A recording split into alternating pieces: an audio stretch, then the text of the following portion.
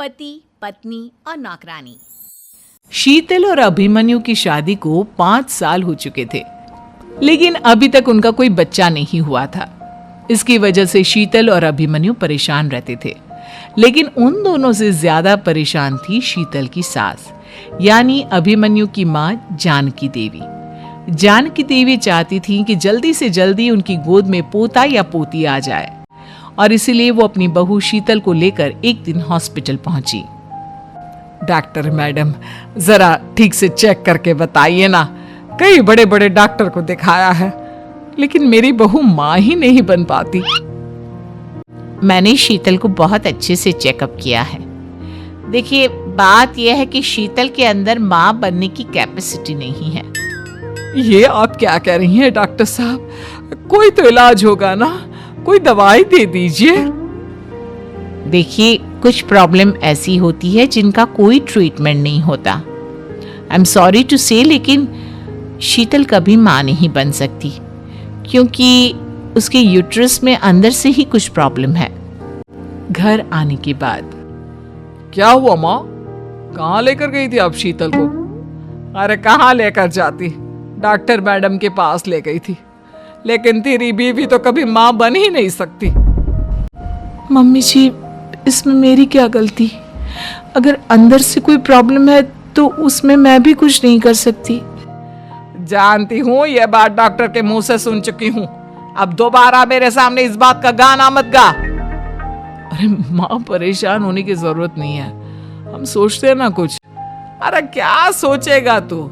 जब डॉक्टर कह चुका है कि तेरी बीवी माँ नहीं बन सकती, तो बता क्या सोचेगा तू? कहाँ से लाएगा बच्चा? माँ, ये तो मैं भी नहीं जानता। अभिमन्यु, क्यों ना हम अनाथ आश्रम से एक बच्चा गोद ले आए? क्या फर्क पड़ता है बच्चा हमारा हो या गोद लिया हुआ? हाय, बड़ी बातें बनाने वाली। क्या फर्क पड़ता है? अरे क्यों फर्क नहीं पड़ता? मुझे इस वंश को आगे बढ़ाने के लिए मेरे बेटे का खून चाहिए, किसी दूसरे का नहीं। लेकिन माँ, अब जानती है कि ये अब पॉसिबल नहीं है। मैं कुछ नहीं जानती। मैं किसी पराये की औलाद को इस घर में अपना पोता या पोती बन के बढ़ता हुआ नहीं देख सकती। मेरा वंश मेरे बेटे के खून से ही आगे बढ़ेगा। लेकिन मम्मी जी, ऐसा कैसे हो पाएगा?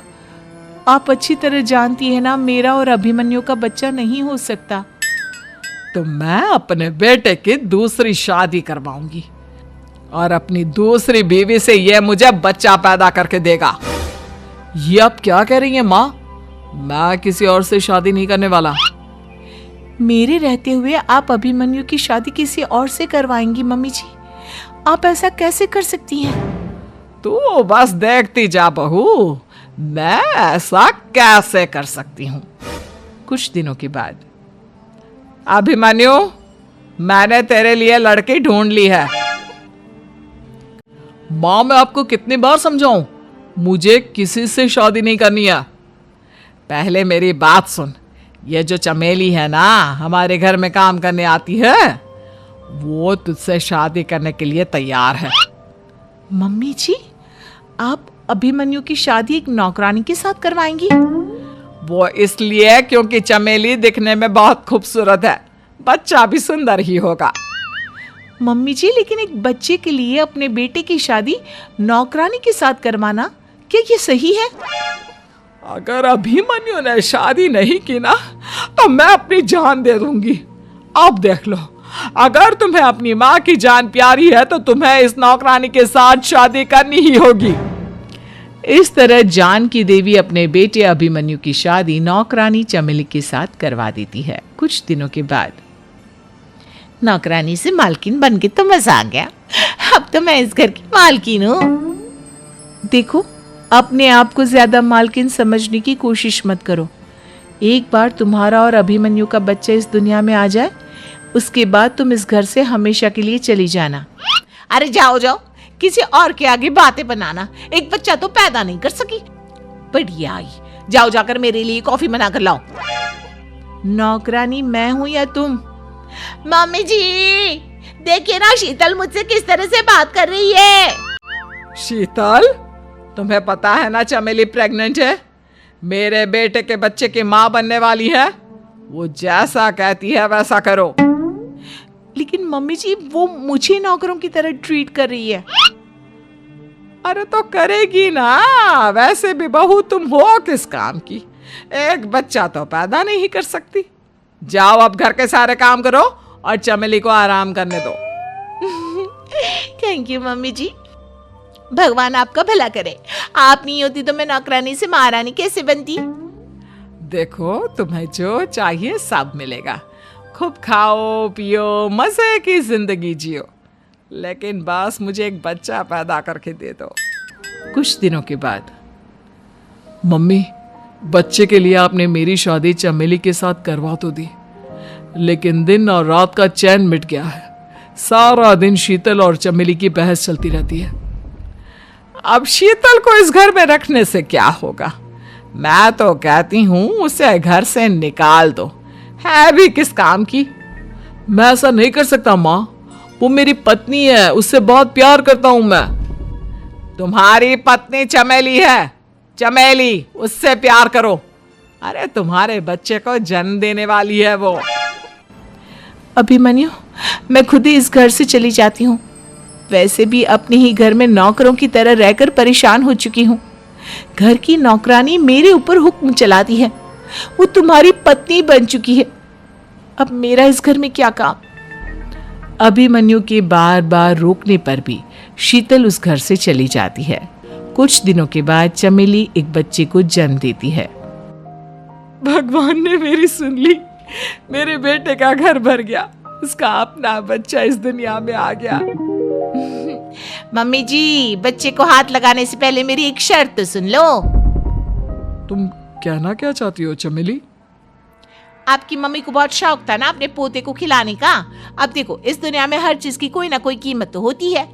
तुम अपनी आधी प्रॉपर्टी मेरे नाम कर दो, बच्चा तुम्हारे नाम। अरे लेकिन मैंने अपने बेटे से तुम्हारी शादी करवाई है, अब ये सौदेबाजी कहाँ से आ गई?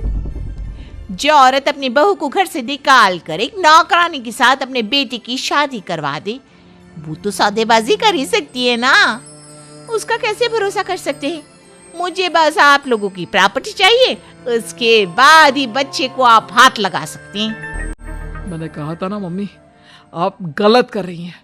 देखिए उसका नतीजा आपके सामने है। जब शीतल को पता चलता है कि अभिमन्यु और चमेली का बच्चा दुनिया में आ गया है तो वो अपने घर पहुंचती है। अभिमन्यु कहाँ है आपका बच्चा, क्या मैं उसे देख सकती हूँ? कुछ भी मत पूछो शीतल, माँ की हुई एक गलती हम लोगों पर भारी पड़ रही है।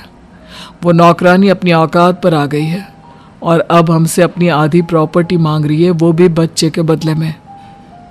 एक बात कहूँ अभिमन्यु, आप उससे कुछ भी देने से मना कर दो।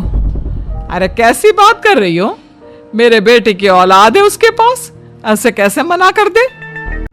मम्मी जी वो अभिमन्यु का बच्चा नहीं है, वो चमेली और उसके बॉयफ्रेंड का बच्चा है। ये तुम क्या कह रही हो शीतल? ये देखिए वीडियो, चमेली और उसका बॉयफ्रेंड आपस में बातें कर रहे हैं कि उन दोनों ने मिलकर आपको बेवकूफ़ बनाया है और अब इस बच्चे के बदले आपसे प्रॉपर्टी भी हड़प लेंगे। हे भगवान, ये मुझसे क्या हो गया, ना तो बच्चा मिला और अपने बेटे की नौकरानी के साथ शादी करवा दी सो अलग। अब क्या होगा? मुझे माफ कर दो शीतल, मेरी वजह से तुम्हें बहुत तकलीफ हुई है। अभिमन्यु मैंने कहा ना, उस नौकरानी को उसके बच्चे सहित इस घर से बाहर निकाल दो। लगता है मेरे अभिमन्यु का बाप बनने का सपना अधूरा ही रह जाएगा। अभिमन्यु अपनी मम्मी से कहो कि परेशान ना हो। आपको याद है एक बार हम एक IVF सेंटर गए थे, मैंने फिर से वहां जाकर बात की थी और आपको पता है इस बार मैं प्रेग्नेंट हूँ, क्योंकि हमने वहाँ पर प्रोसीजर करवाया था जिसकी वजह से मैं प्रेग्नेंट हो गई थी और इस बात का पता मुझे बस कुछ महीने पहले ही लगा है। हमारा बच्चा इस दुनिया में आने वाला है अभिमन्यु। मुझे माफ कर दो शीतल बहू, मुझसे बहुत बड़ी गलती हो गई। कोई बात नहीं माँ, लेकिन अब हमें उस धोखेबाज नौकरानी को इस घर से बाहर निकालना है और इस घर की मालकिन को वापस घर लाना है, वो भी अपने बच्चे के साथ।